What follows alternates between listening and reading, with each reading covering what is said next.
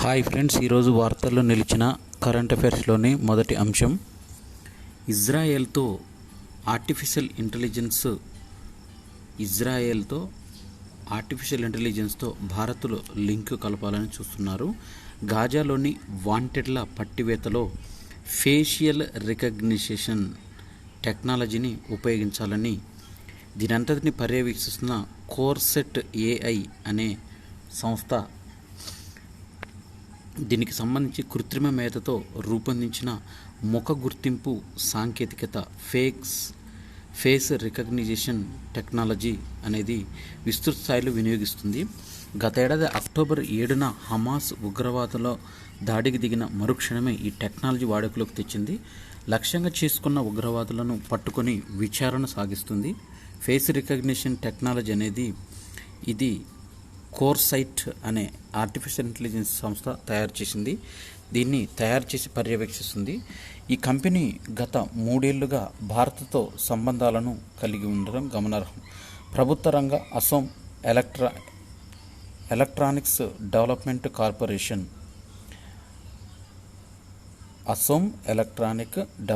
Corporation limited అనే సంస్థ, ముంబైకి చెందిన సెక్యూరిటీ సర్వీసుల కంపెనీ ఐసెక్తో 2021లో కోర్సైట్ అవగాహన ఒప్పందం అనేది కుదుర్చుకుంది. అసోం రాజధాని గువాహటిలోని టెక్ సిటీలో ఫేషియల్ రికగ్నిషన్ సెంటర్ ఫర్ ఎక్సలెన్స్ను ఏర్పాటు చేసింది. అసోం రాజధానిలో తర్వాత దీంట్లో భారత్లోని కేంద్ర రాష్ట్ర ప్రభుత్వాలు ప్రభుత్వ రంగ సంస్థలకు కావాల్సిన ఫేస్ రికగ్నిషన్ టెక్నాలజీ సాంకేతికతను ఎప్పటికప్పుడు అందించేలా MITRONను బలోపేతం చేసింది. దీనికి సంబంధించిన ఉద్దేశం, ఈ సందర్భంగా ప్రజల భద్రతను దృష్టిలో పెట్టుకొని అస్సాము సంబంధించిన ఈ సెక్ సంస్థలు భారత్ వ్యాప్తంగా అధునాతన ఫేస్ రికగ్నిషన్ టెక్నాలజీ సేవలను అందుబాటులోకి తెచ్చాయని కోర్సైట్ అనే ఒక సంస్థ, దీనికి సంబంధించిన CEO రాబ్ వాట్స్ దీనికి సంబంధించిన విషయాలను కొనియాడారు.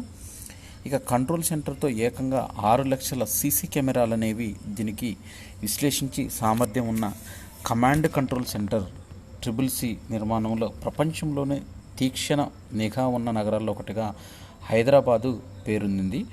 ముఖ గుర్తింపు సాంకేతికత ఫేస్ రికగ్నిషన్ టెక్నాలజీ వినియోగించి ఎంత క్లిష్ట పరిస్థితుల్లోనైనా కానీ ఇక్కడ పోలీసులు నిందితులను పట్టుకునే సామర్థ్యం ఉందనే కథనాలు వచ్చాయి. ఈ నేపథ్యంలో ఇజ్రాయెల్ కంపెనీ తాము అధునాతన ఫేస్ రికగ్నిషన్ టెక్నాలజీని భారత్ సంస్థకి ఇచ్చామని చెప్పడంతో అనుమానాలు వ్యక్తమవుతున్నాయని, కాగా కోర్సైట్ అస్సోం కంపెనీల మధ్య ఒప్పందంపై ప్రశ్నలు లేవనెత్తడానికి ఇజ్రాయెల్ హమాస్ యుద్ధంలో పాల్పంచుకుంటున్న కోర్సైట్ ఆర్టిఫిషియల్ ఇంటెలిజెన్స్ నేపథ్యంలో గుర్తు చేస్తూ అలాంటి సంస్థతో భాగస్వామ్యం కొనసాగించడం సరైనదేనా అని ప్రశ్నిస్తున్నారు.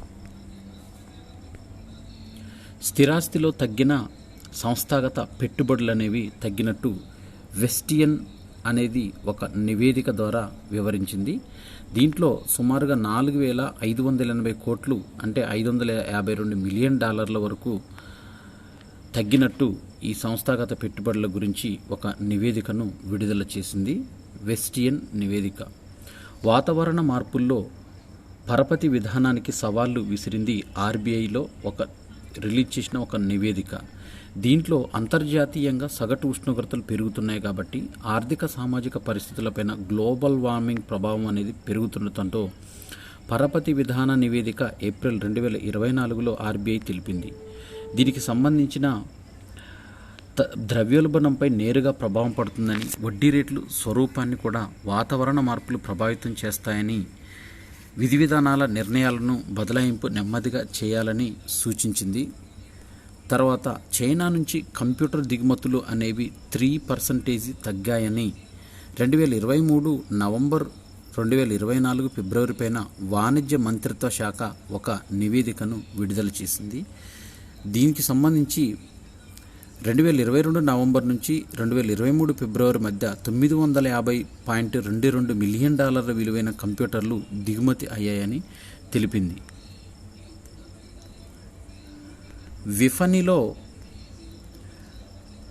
విఫనిలోకి HP అనే సంస్థ ఆర్టిఫిషియల్ ఇంటెలిజెన్స్కి సంబంధించిన ఒక ల్యాప్టాప్ను తయారు చేసింది. దీంతో కంపెనీ గేమర్లు, కంటెంట్ సృష్టికర్తల కోసం ప్రత్యేకంగా రూపొందించిన ఏఐ ఎన్హాన్స్డ్ ల్యాప్టాప్లను శనివారం విపణిలోకి ప్రవేశపెట్టింది. ఒమెన్ ట్రాన్సెండ్ 14 HP NVX 36014 పేరిట వీటిని తయారు చేసిన ఈ 2 ల్యాప్టాప్లను HP India consumer and gaming PC head T Ganesh ఆవిష్కరించారు. గచ్చిబౌలిలోని మెడిటేరియన్ హోటల్లో జరిగిన ఈ కార్యక్రమంలో గణేష్ మాటలు, పర్సనల్ కంప్యూటర్ రంగంలో కృత్రిమ మేధ AI కీలక పాత్ర పోషిస్తుంది. అత్యాధునిక AI పరిజ్ఞానంతో తయారు చేసిన ఈ ల్యాప్టాప్లు అద్భుతంగా పనిచేస్తున్నాయని, మెరుగైన సేవలు అందిస్తామని గేమర్లు, కంటెంట్ సృష్టికర్తల అవసరాల దృష్ట్యా HP ఈ 2 సంస్థలకు AI ల్యాప్టాప్లను రూపొందించి ఒమెన్ ట్రాన్సెండ్ 14 ల్యాప్టాప్ గేమర్ల కోసం ప్రత్యేకంగా వీటిని తయారు చేయించింది. వైద్య ఉపకరణాల టెస్టింగ్కు ప్రైవేటు ల్యాబ్లు అనేవి పనిచేస్తున్నాయి. వీటిని గుర్తించే ప్రక్రియను CDSCO తెలుగు రాష్ట్రాల ఉపకరణాల తయారీ పరిశ్రమకు మేలు అయ్యే విధంగా పరీక్షించాక వీటి విక్రయాలకు అనుమతి కల్పించాలని, ఇప్పటి వరకు ప్రోత్సాహం లేకనే ఇది వెనుకబడిందని, రకరకాల పరీక్షలను పరీక్షించిన తర్వాతనే వీటిని తయారీ పరిశ్రమలకు ప్రవేశపెట్టాలని సూచించింది. బోర్నవిటా సహా ఆ డ్రింక్స్ను హెల్త్ డ్రింక్ కేటగిరీ నుంచి తొలగించాలని కేంద్రము కీలకంగా ఆదేశాలు జారీ చేసింది. ఈ బోర్న్విటా ఎక్కువగా పిల్లలు తింటూ ఉంటారు. దీనిని హెల్త్ అండ్ డ్రింక్ కేటగిరీ నుంచి తొలగించాలని పిల్లల హక్కుల పరిరక్షణ చట్టము 2005వ సంవత్సరము చిల్డ్రన్స్ రైట్ యాక్ట్కు సంబంధించి సెక్షన్ 3 కింద ఏర్పాటైన జాతీయ పిల్లల హక్కుల సంరక్షణ కమిషన్ విచారణలో food safety and standard authority of India 2006 చట్టం FSSAI food safety standard authority of India దీనికి సంబంధించి చట్టము 2006లో హెల్త్ డ్రింక్స్ అనే దేన్ని నిర్వహించలేదని దీని నిర్ధారణ వచ్చింది. అయితే కేంద్రం ఏప్రిల్ 10న జారీ చేసిన నోటిఫికేషన్లో పేర్కొంది. అయితే దీంట్లో drinks, beverages health drink category నుంచి తొలగించాలనే ఆదేశాలు జారీ చేసింది.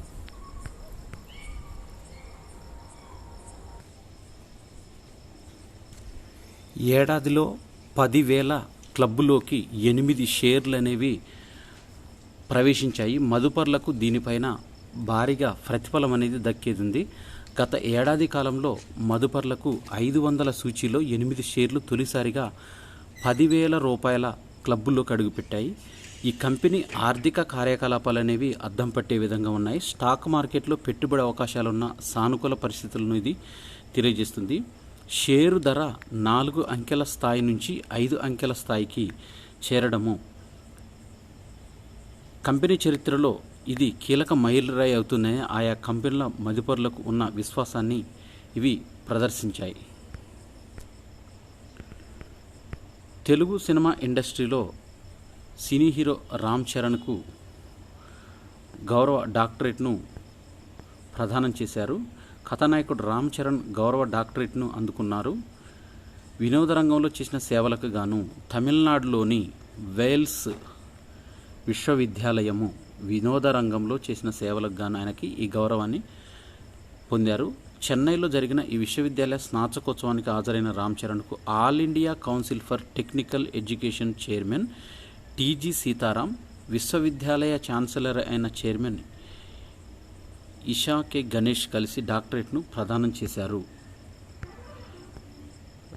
రామ్ చరణ్కు గౌరవ డాక్టరేట్ను ప్రకటించిన యూనివర్సిటీ పేరు వేల్స్ విశ్వవిద్యాలయం, తమిళనాడుకు సంబంధించిన వేల్స్ విశ్వవిద్యాలయం. కెన్యాలో భారీగా వర్షాలు పడడంతో 13 మంది మృతి చెందారు. 15,000 మంది నిరాశ్రయులయ్యారు. ఇది ప్రకృతి విపత్తుగా కెన్యా రెడ్ క్రాస్ సొసైటీ ప్రతినిధులు తెలిపారు. దీనికి సంబంధించి ఉత్తర కెన్యాలో గరిస్సా రోడ్డు సహా 5 ప్రధాన రహదారులు వరదల కారణంగా దెబ్బతిన్నాయి. 51 మంది ప్రయాణికులతో వెళ్తున్న బస్సు కొట్టుకుపోగా అందరినీ రక్షించినట్టు పేర్కొన్నారు. తానా నదికి దిగువన ఉన్న స్థానికులు ఎగువ ప్రాంతాలకు వెళ్లాలని అధికారులు హెచ్చరికలు జారీ చేశారు. ప్రపంచంలో అవిభక్త కవలలుగా ఉన్న లోరీ జార్జ్ అనే వ్యక్తులు వీరు కన్నుమూశారు. లోరీ జార్జ్ ప్రపంచంలోని అత్యంత వృద్ధ భక్త కవలలుగా గిన్నీస్ పుస్తకంలో చోటు సంపాదించుకున్న లోరీ జార్జ్ షాపెల్లు ఈ నెల 7వ తేదీన అమెరికాలోని పెన్సిల్వేనియా ఆసుపత్రిలో కన్నుమూశారు. వారి మరణానికి కారణం తెలియలేదు. సెప్టెంబర్ 18, 1961 పెన్సిల్వేనియాలో వెస్ట్ రీడింగ్లో వేర్వేరు మెదళ్లతో అతుక్కున్న పుర్రెలో లోరీ జార్జ్లు జన్మించారు. స్పైనా బైఫిడా ఉన్న జార్జ్ లోరీ కంటే 4 అంగుళాలు పొట్టి, ప్రత్యేకంగా తయారు చేసిన చక్రాల కుర్చీలో ఎప్పుడు లోరీ చుట్టూనే ఉండేవారు. ఒక్కరు ఎక్కడికి వెళ్ళినా మరొకరు తప్పకుండా వెళ్లాల్సి వచ్చినప్పటికీ ఇద్దరు సాధ్యమైనంత మేర స్వతంత్రంగా జీవించారు. మేము పుట్టినప్పుడు కనీసం 30 ఏళ్ళు కూడా బతకలేమని వైద్యులు భావించారని, కానీ మేము అది తప్పని నిరూపించామని 50వ పడిలో ప్రవేశించిన సమయంలో ఇద్దరు ఇంటర్వ్యూలో పేర్కొన్నారు. అయితే 2007లో ట్రాన్స్జెండర్ అని జార్జ్ ప్రకటించారు. గతంలో ఓ వ్యక్తితో లోరీకి నిశ్చితార్థం జరిగింది. అనంతరం అతను వాహన ప్రమాదంలో మరణించారు. అయితే దీనికి సంబంధించి ఇద్దరు తోబుట్టులు పబ్లిక్ హై స్కూల్లో నుంచి గ్రాడ్యుయేషన్ చేశారు. మధ్యలో లోరీ 6 ఏళ్ల పాటు ఆసుపత్రి లాండ్రీలో ఉద్యోగం చేయగా అప్పుడు జార్జ్ కూడా వెంట ఉన్నారు. అనంతరం 1996లో లోరీ ఉద్యోగానికి రాజీనామా చేశారు. వీరు జార్జి లోరీలు మనం చిత్రంలో చూడవచ్చు. వీరు ప్రపంచంలోనే అత్యంత వృద్ధ అవిభక్త కవలలుగా గిన్నిస్ రికార్డులో చోటు సంపాదించారు. సందేశ్ ఖాళీలో మానవ హక్కుల ఉల్లంఘనకు సంబంధించిన ఎన్హెచ్ఆర్సి ఒక నివేదికను విడుదల చేసింది. దీనిలో పశ్చిమ బెంగాల్లోని సందేశ్ ఖాళీలో దౌర్జన్యాలకు సంబంధించిన అనేక ఉదంతాలను జాతీయ మానవ హక్కుల సంఘం ఎన్హెచ్ఆర్సి గుర్తించింది. ఈ మేరకు అనేక సిఫార్సులు చేసిన ఎన్హెచ్ఆర్సి వాటిలో ప్రతి ఒక్క దానిపైన పశ్చిమ బెంగాల్ ప్రభుత్వం చేపట్టిన చర్యలను 8 వారాల్లోగా తెలియచేయాలని ఒక ప్రకటన ద్వారా తెలిపింది. దీంతో పశ్చిమ బెంగాల్ ప్రభుత్వ ప్రధాన కార్యదర్శి డీజీపీలు కూడా దీనికి సంబంధించిన వివరాలను పంపారు.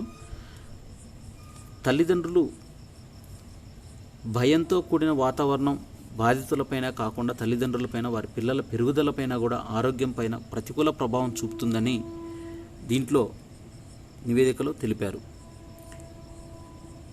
కృత్రిమ మేధా సహాయంతో మెదడులో కణుతులను తొలగించే పనిలో దేశంలో తొలిసారిగా చేసినట్లుగా కిమ్స్ వైద్యులు వెల్లడించారు.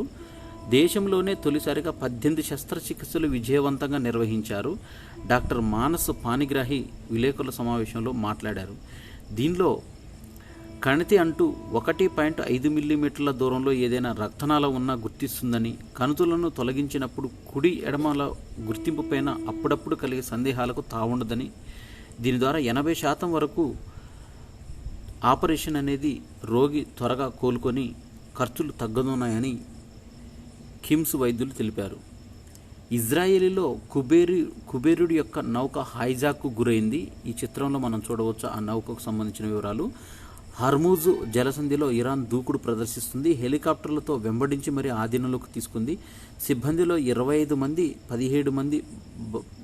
మందిలో 17 మంది భారతీయులే ఉన్నారు. నివురు గప్పిన నిప్పుల పశ్చిమాసియా తయారైంది. అమెరికా యుద్ధ నౌకలు రంగప్రవేశం చేశాయి. సర్వసన్నద్ధంగా ఇజ్రాయెల్ని అడ్డుకోవడానికి వేస్తున్నాయి. వెస్ట్ బ్యాంక్ పైన కొనసాగిన సెటిలర్స్ల దాడులు, ఉగ్రవాదుల్లో ఇజ్రాయెల్ బాలుడు మృతి చెందారు. దీనికి సంబంధించిన వివరాలు. ఆర్టిఫిషియల్ ఇంటెలిజెన్స్తో న్యాయ వ్యవస్థకు సవాళ్లు అంటూ chief justice of India justice DY Chandrachud తెలిపారు.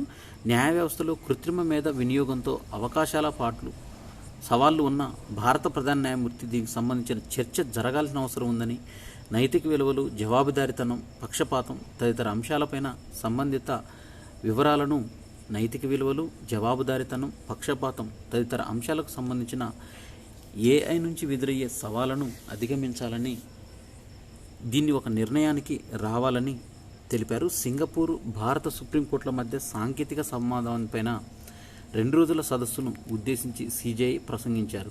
ఈ కార్యక్రమంలో సింగపూర్ ప్రధాన కార్యదర్శి జస్టిస్ సుందరేషన్ మేనన్ తదితరులు పాల్గొన్నారు. 40 ఏళ్లుగా కంచుకోటల సియాచిన్ని కాపాడారు. ఆపరేషన్ మేఘ్ ధూత్కు 4 దశాబ్దాలు పూర్తి అయిన సందర్భంగా ఎత్తైన యుద్ధక్షేత్రంలో మెరుగుపడిన సౌకర్యాలు, దీనికి సంబంధించి 40 ఏళ్లలో పై సమస్యలను సాంకేతికతలకు సంబంధించిన సాయుధ దళాలు అధిగమించగలిగాయి. దీనికి సంబంధించిన వివరాలను హిమాచల్ ప్రదేశ్లోని ఉత్తర లదాఖ్లో చేరువలో 20,000 అడుగుల ఎత్తులో ఉన్న హిమనదం సియాచిన్ ప్రపంచంలోనే అతి ఎత్తైన అతి శీతల యుద్ధక్షేత్రం. భారత్ అత్యంత కీలక స్థానంలో ఉండే ఈ ప్రాంతాన్ని కబ్జాకు పాకిస్తాన్ చేసిన యత్నాన్ని భారత సైన్యం ధీటుగా వమ్ము చేసింది. 1984 ఏప్రిల్ 13వ తేదీన ఆపరేషన్ మేఘదూత్ పేరిట ఈ చర్యలనేవి చేపట్టింది. దీంట్లో ఈ సియాచిన్ హిమనదాన్ని పూర్తిగా అదుపులోకి తీసుకొచ్చింది.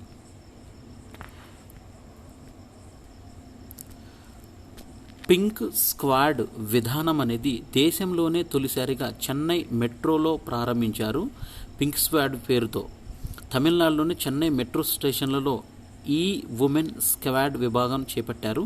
ఈ పింక్ స్క్వాడ్లో 23 మంది మహిళలు మార్షల్ ఆర్ట్స్లో శిక్షణ పొంది కమ్యూనికేషన్ స్కిల్స్లోనూ వీరంతా శిక్షణ పొందారు. సెంట్రల్ అరిఝర్ అన్న అలందూర్ ఎయిర్పోర్ట్ మెట్రో స్టేషన్లో మహిళల పట్ల ఎటువంటి అవాంఛిత సంఘటనలు జరగకుండా, ఈవ్టీజింగ్కి గురి కాకుండా ఈ స్క్వాడ్లు కాపలా కాస్తారు.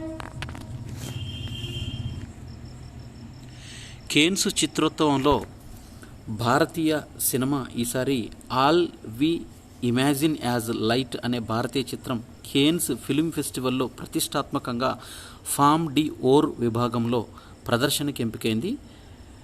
దీనికి సంబంధించిన కేన్స్ వరకు నడిపించాయంటూ పాయల్ కపాడియా భారతీయ సినిమా గొప్పతనాన్ని కేన్స్ కార్పెట్ పైన నడిపిస్తుంది ఈ యువతి. దీనికి సంబంధించిన వివరాలు మనకి ఇక్కడ ఇచ్చారు. 2017లో ఆమె చిత్రము మొట్టమొదటిగా ఆఫ్టర్నూన్ క్లౌడ్స్ కేన్స్ ఫిల్మ్స్ ఫెస్టివల్లో ఎంపిక అయ్యింది. ఒక్కసారిగా పాయల్ పేరు ఆ దెబ్బతో మారుమోగింది. 2021లో a night of knowing nothing పేరుతో డాక్యుమెంటరీ తీసి కేన్స్ ఫిల్మ్ ఫెస్టివల్లో గోల్డెన్ ఐ అవార్డును గెలుచుకుంది.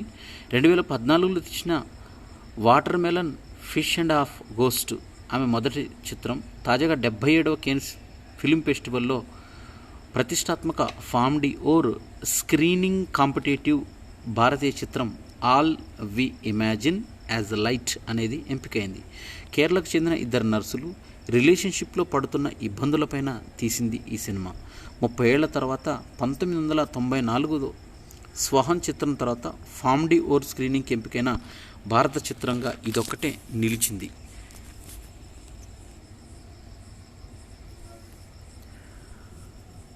ఆరు బంతుల్లో 6 సిక్సర్లు అనే మరొక రికార్డు నమోదైంది.